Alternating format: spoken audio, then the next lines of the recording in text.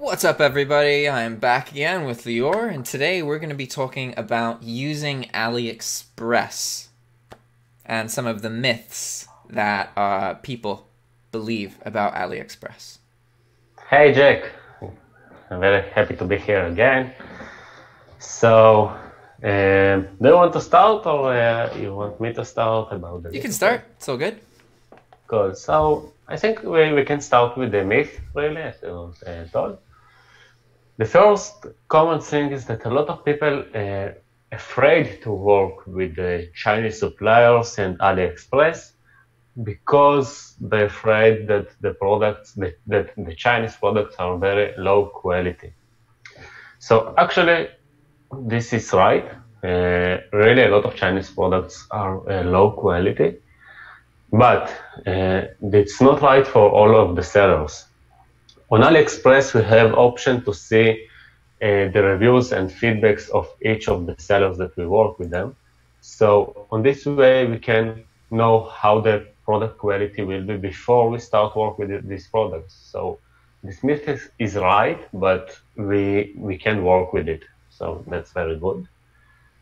The second thing that also very, very common and a lot of people are afraid to work with China because of this is the long shipping time from China to United States.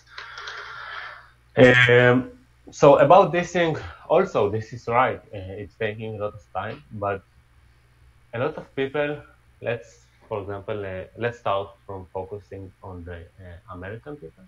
A lot of them will prefer cheaper prices, but slower shipping. For example, One second, the volume of your audio just went down a lot.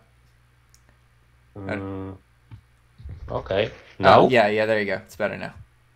Okay, I will just up the microphone. 1 second. Now it's fine? Yeah, it's better. Good.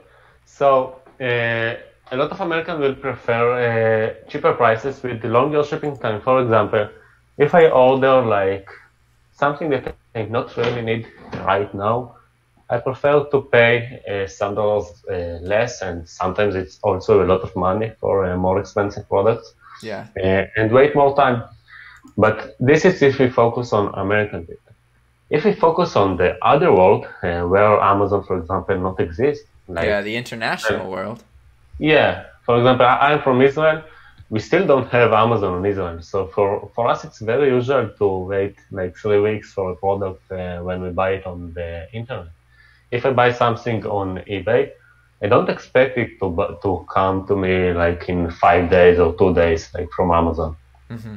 So on this way, you can open yourself to the whole world. And that's an interesting point too, is that you could, like, most dropshippers are used to targeting the US market or the UK market because these are big markets, right? But they are also markets of people who are very used to higher quality service, faster shipping, cheaper products as well, like better of everything, basically. So kind of what I just got from what you said is that it kind of makes more sense to focus on selling to international people using China. Because then they aren't expecting that you're going to be great with returns. They're not expecting that your item's going to get delivered fast. So they're more open to it, right? Yeah, exactly. So if I from Israel buy something on AliExpress, I don't try to save time. I try to save money. So it's okay, and we give this added value to our clients when we work with AliExpress. So this is also okay, the long shipping time. The next thing is that people think that it will cause their account to be blocked. This thing is also, it's right if you don't know how to work. When you started to work, most of you started to work with Amazon, you also didn't know how to work with Amazon. And also there, if you didn't learn it, you will make mistakes. And your account will be blocked. But if you know how to work with it, and I think Jack, we will make people know how to work with it with our videos, like this series of videos on AliExpress and China. So you will be fine. You will just make more profit, and your account will not be blocked. You just need to be to adjust yourself to this way of work and continue give good customer service to your clients, and everything will be fine. So when you know how to work with it, it's fine. It's just like anything else. There are things that you can do wrong using AliExpress, and you just have to learn to not make those mistakes. You know, it's just like you can lose your account doing anything on eBay, no matter what source, because it's not really about the source that you use. It's about whether you cancel orders or let cases get closed. So really, the actual danger of your account has very little to do with your source, because feedback isn't what gets an account deleted. It's out of stocks and admitting that they're out of stock and letting cases get escalated. Those are the things that make you lose your eBay account, not using a Chinese supplier. Like, that's just silly. It just isn't a thing. Yeah, exactly. Also, if you don't learn new things and you don't go forward, so you will just not go forward with your business and make more money. So you just need to go out of this comfort zone and learn something new, and you will be fine. Your account will not be blocked. That's really like this on life, not on AliExpress. Yeah. About the returns, we really have a lot of people afraid from returns from AliExpress, and here they're really right. On Amazon, for any reason, we can just return the product to Amazon, get our money back, and that's all. It's free and everything fine. With AliExpress, it's a little bit harder, but we will have full video about it. But you can just give like American service with Chinese suppliers, and if you give the good service, the returns will be fine. We have problems with returns on AliExpress with when the buyer decides to return the product, not because it's damaged.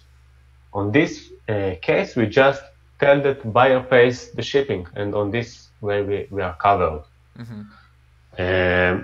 But if the product is damaged, so yes, we should pay the shipping from Amazon, from United States to China.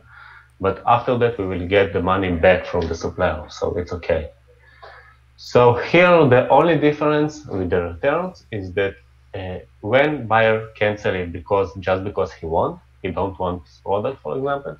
So yes, he will pay the shipping, and finally it can fall on us, or we can adapt the policy that buyer pays, and that's all. And it's also like, I would imagine a lot of stuff on AliExpress is really cheap.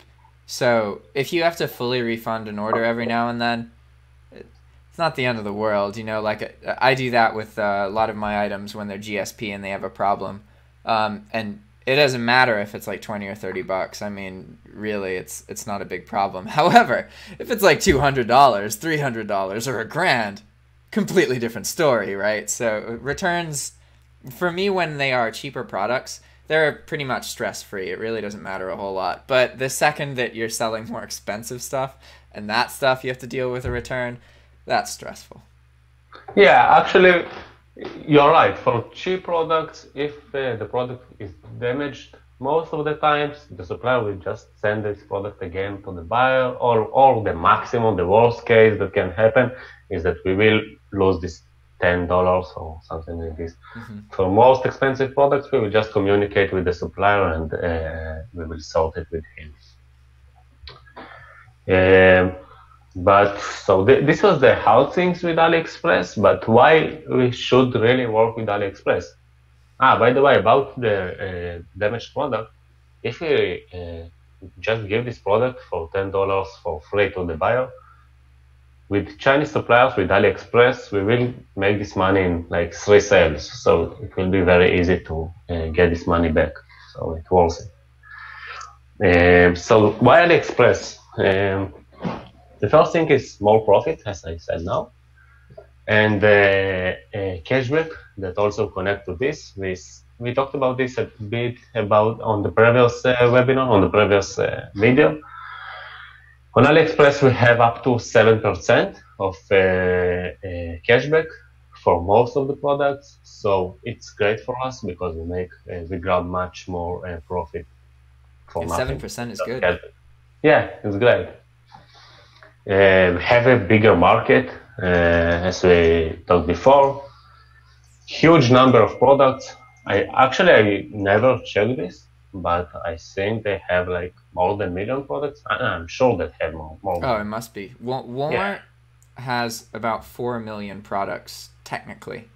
However, in reality, they have like around 1 million, at least 1 million unique products. Yeah, so I'm sure that AliExpress have much more. From Amazon, exactly. I know that they have something like 500,000 products. Really? Amazon has... I thought Amazon had more than Walmart. No, 500,000. Like 500 and 3 more. You mean 500 million? Yeah. Okay, 500. Gotcha. Yeah, that makes more sense. Yeah, 500. Yeah, so Amazon have a lot. But on Amazon, we don't have this number for Prime products. Mm-hmm. And most of us work with Prime. And on AliExpress, and Prime products are very, like, everyone sell them on eBay. When we work from AliExpress, we have much less competition because still a lot of people afraid to work with AliExpress. A lot of people afraid to go out of their comfort zone. And that's why it's very good for us because we can use AliExpress to grab much more profit and have much more unique products. Yeah. We have great opportunities for connections when we work with AliExpress. When we work with Amazon or Walmart, it's not something that okay to do, like send someone a message and tell him, give me your WhatsApp number and let's talk there about business. Yeah. Because it's not something that you do. Actually, Amazon also block these messages. If you will try to send a message like this to any seller, he will never receive this message. Yeah, so what Leroy's talking about, guys, is that both Amazon and eBay want you to stay on their platform. They directly state in their terms of use that you aren't supposed to do anything that takes traffic off of their platform. So on eBay or on Amazon, if you share your contact information with a seller, you are taking traffic off of their platform. So they have automated systems to notice that and try and prevent it. Whereas on AliExpress, it's whatever. Yeah, exactly. And on AliExpress, it's fine when you send a message to your supplier and you can just tell him, see, I sold this month 10 of your products. Please give me discount.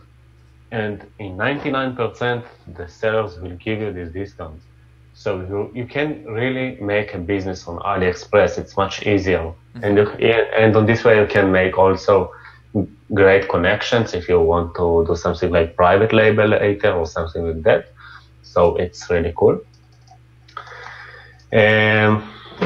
What more? They have huge stocks number.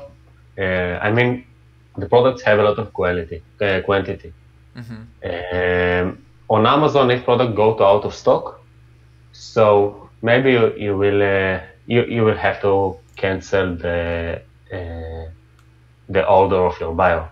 On AliExpress, you will always find this product from another seller, so it's really good for us. Oh, that's interesting. So there's, in your experience, there's much less problems with out of stocks, simply because of the fact that most of the products they have thousands of, and if they do run out, then there's another one very similar available usually. Yeah, exactly. He can just jump to the next store and buy it or something like this. Or to the manufacturer and buy directly. Gotcha. For them, very easy. There are also in China a lot of people that's what they do. They go between suppliers and just search for good products to sell or to give you for dropship. Usually, you can also request from your supplier, which gives you a discount. Mm-hmm. Request him for another product. So it's really, really cool. Yeah, that's really awesome. So tell me, how would you advise somebody to tell the difference from a bad seller and a good seller? Like, Like I can pull up some items in AliExpress. I'm on the website right now, and that's what they're seeing. So if I look at the reviews and stuff, what do you do to try and figure that out? So let me try to open it. 1 second.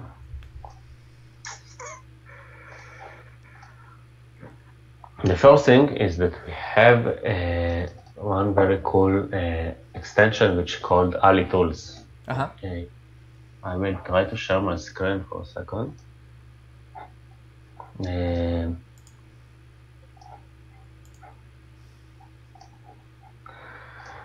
Can you see my screen now? Yep. Good. So we have here some things that can help us to choose a good product. The first thing is the reviews here, the stars. For example, this product don't have a lot, only 2 votes. But I can also open here the extension, and we have all the information that we need to choose a good product. You can see here the price changes.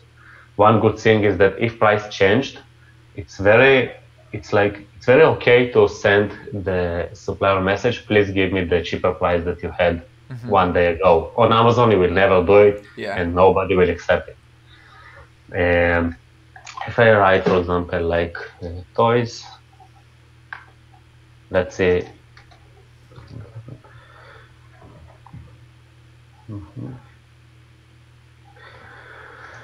so some things that I will check when I choose product from AliExpress. The first thing is that I very like to work with ePacket. ePacket it's free shipping usually, or very cheap shipping. And it always have tracking information. So it's good for us because this way we can supply it on eBay. The second thing that so usually if someone sends with the ePacket and work with them, so he will work with this company in all of his products, so it's good for us. The second thing that I will check is the feedbacks. For example, this one don't have feedbacks, so I will not work with this supplier. It's too dangerous. Let's find something better. Okay, let's take this one.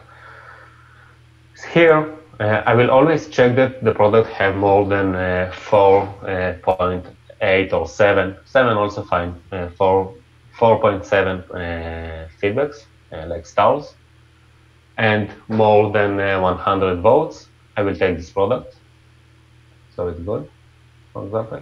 Cool. Here, with the extension that I said before, the AliTools, I can read here the comments about this product.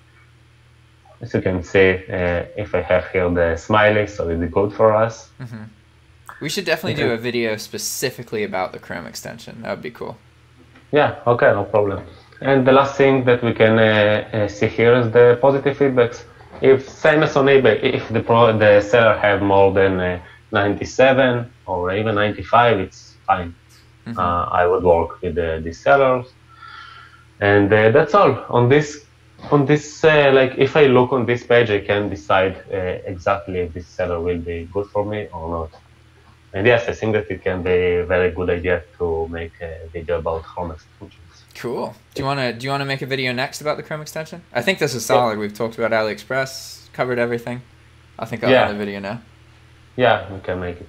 Awesome. All right, guys. Thanks for watching, and see you guys next time, okay? Bye, Jeff. Thank you.